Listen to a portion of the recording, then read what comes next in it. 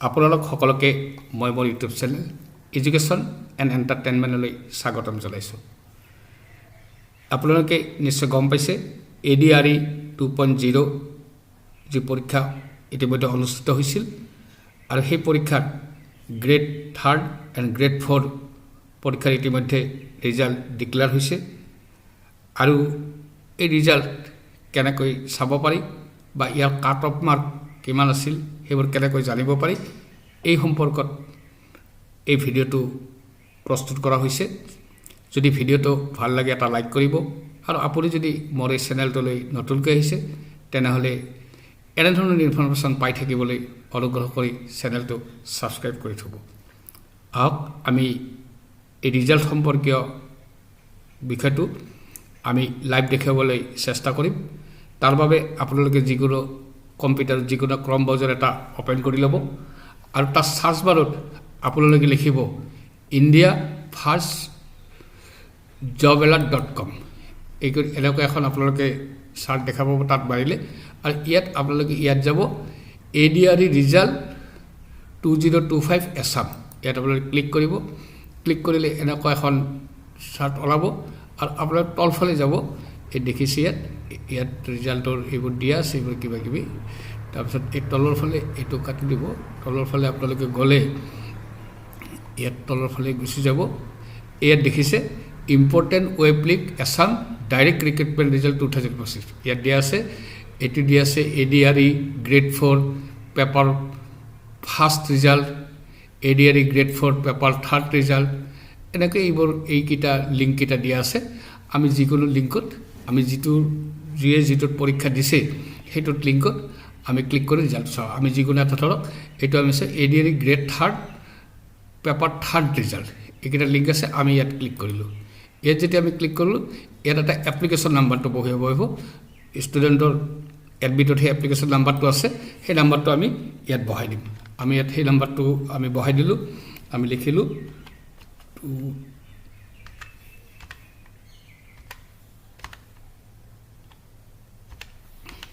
আৰু তাৰপিছত আমি এটা পাছৱৰ্ড যিটো আছে ষ্টুডেণ্টৰ সেই পাছৱৰ্ডটো আমি ইয়াত বহাই দিম।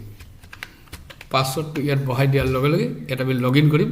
লগ ইন কৰাৰ লিখে এইখন ৰিজাল্ট শ্বীটখন ওলাই গ'ল। এইখন ইয়াত প্ৰিণ্ট কৰিলে প্ৰিণ্ট কৰিব পাৰি। আচ্ছা আমি প্ৰিণ্ট আমি এতিয়া নকৰোঁ, আমি ৰিজাল্ট চোৱাৰ কাৰণে আমি চেষ্টা কৰিম। এইখন ৰিজাল্ট শ্বীটখন ইয়াত applicant name roll number full name ইয়াত আছে। ইয়াত এই তলৰ ফালে এইটো আছে যে টেষ্ট ন' অৰ্থাৎ কেণ্ডিডেটজন ইয়াত পাছ কৰিব পৰা নাই।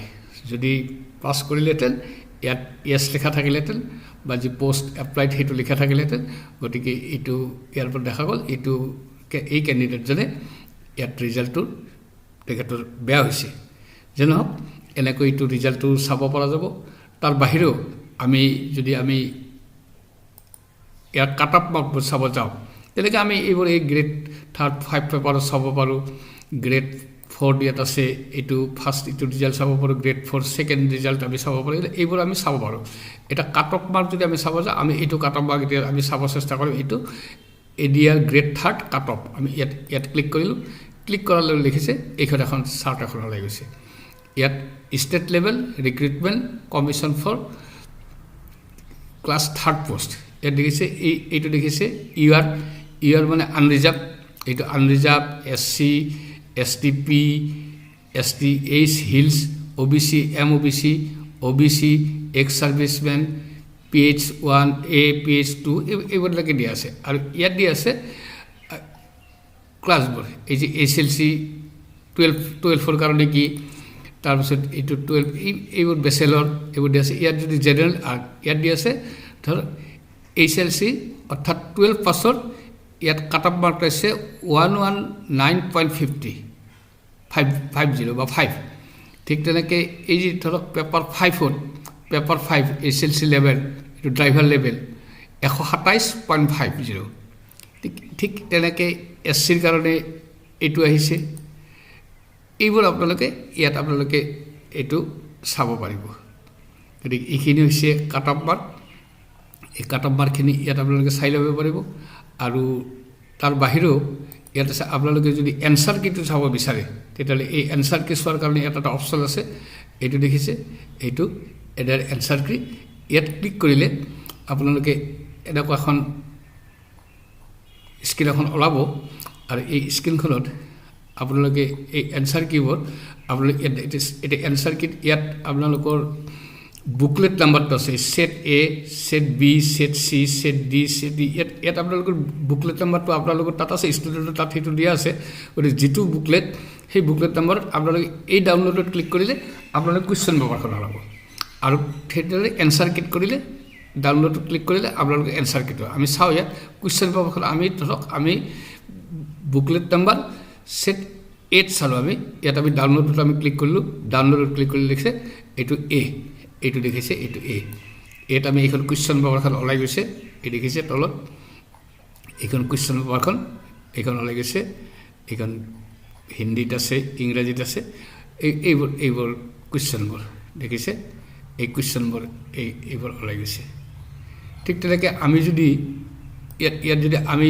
এনচাৰ কিবোৰ চাব যায় এই কুৱেশ্যনৰ এনচাৰ কি এই ডাউনলোডত আমি ক্লিক কৰিব লাগিব এই ডাউনলোড ক্লিক কৰাৰ লগে লগে ইয়াত এনচাৰ কিবোৰ আহি গৈছে কুৱেশ্যন নম্বৰ 1ৰ শুদ্ধ উত্তৰটো হৈছে বি কুৱেশ্যন নম্বৰ 2ৰ শুদ্ধ উত্তৰটো হৈছে চি ঠিক তেনেদৰে 3ৰ শুদ্ধ উত্তৰটো হৈছে ডি কুৱেশ্যন নম্বৰ 4ৰ শুদ্ধ উত্তৰটো হৈছে এ কুৱেশ্যন নম্বৰ 5ৰ শুদ্ধ উত্তৰটো হৈছে বি গতিকে ঠিক তেনেকৈ আমি এইবোৰ গোটেই এখন এনচাৰ কি আছে এইখন আমি ডাউনলোড কৰি ল'ব পাৰোঁ বা ইয়াত আমি এইখন চাব পাৰোঁ এইখিনি হৈছে এডিআৰই ৰিজাল্ট চোৱা আমাৰ এতিয়া যিহেতু ৰিজাল্ট অকল 3rd গ্ৰেড আৰু 4th গ্ৰেডৰ দিছে গতিকে ছাত্ৰ ছাত্ৰীসকলে বা যিসকল কেণ্ডিডেটে পৰীক্ষাত অৱতীৰ্ণ হৈছিল সেইসকলে এই ৰিজাল্টসমূহ চাব পাৰিব ইয়াত গৈ গতিকে আশা কৰোঁ ছাত্ৰ ছাত্ৰী বা কেণ্ডিডেটসকলৰ এই ক্ষেত্ৰত এটা সুবিধা হ'ব ভিডিঅ'টোৰ পৰা কিছু জানিব পাৰিব আজিলৈ আহক ইয়াৰ পিছত